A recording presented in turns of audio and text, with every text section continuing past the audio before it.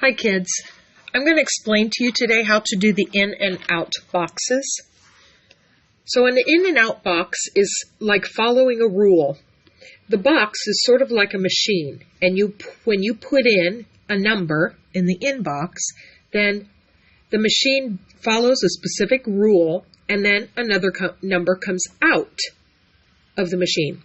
So in some in and out boxes, they give you the rule, like this one, and you have to figure out what the in and out numbers are. In some in and out boxes, they give you the first and last number, the in and the out number, and you have to figure out what the rule is. So either way, what you're going to do is follow the rule or figure out the rule from this number to this number. Now, in this in and out box, we have a blank by each one of these problems. So we have to know what the rule is. And down here, they give us the rule of add 6. So what you're going to do is look at each in number, 7, and follow the rule, add 6. 7 plus 6 is 13. So you would write 13 in the out box. The next one is 9. When a 9 goes into the machine adds 6, and it spits out a 15. So for each of these, this number goes in, it follows the rule, and this number comes out. This number goes in, it follows the rule, and this number comes out. So 14 plus 6 would go here. This one is a little backwards because they left the first number blank and gave you the out number.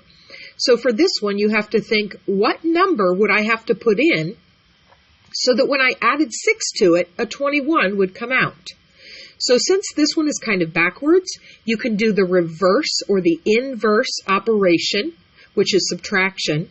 And I can say, if I ended up with 21, I can subtract 6 to see what I would have started with. So 21 minus 6 is 15. And then we can try it the other way to make sure it works and say 15 plus 6 equals 21. Now, on this in and out box, we have the in and out numbers, and we are trying to figure out the rule. So for the first row, in is a 2 and out is a 4. Now, there are a couple of different things that this could be. We could be adding 2, or we could be multiplying by 2. So we're going to look at the next row and see if that gives us a better clue to which one of those rules might be correct for this in and out box. The next one has 6 going in, 12 coming out. Well, for this row, the plus 2 rule doesn't work.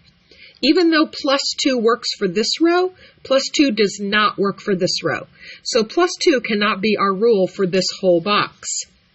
So let's look at times 2. 2 times 2 is 4. 6 times 2 is 12. That one works for both rows. So we're going to write down the rule of times 2 for this in and out box. So for the next row, we would say 7 times 2 equals 14. And then the last row is backwards, sort of like this one was backwards. So for this one, we're going to have to undo or go backwards.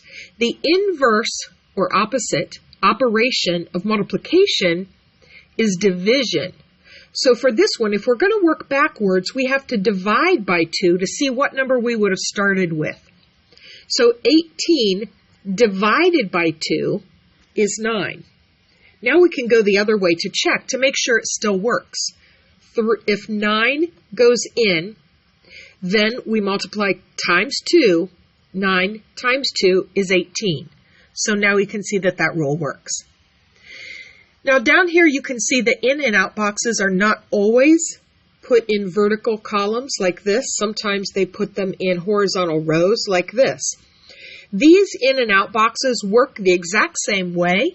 You just have to look at where the in and out labels are to know which number you're starting with and which number you're ending with. So in this case, an 18 goes in to the box, and then the rule is divide by 6. So 18 divided by 6 would be a 3, and a 3 would go in the out box. That's how you solve these kinds of problems.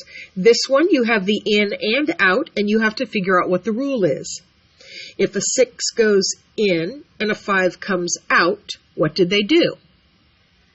Check and see if it works for this one also. If a 9 goes in and an 8 comes out, what was the rule? And you write the rule in here.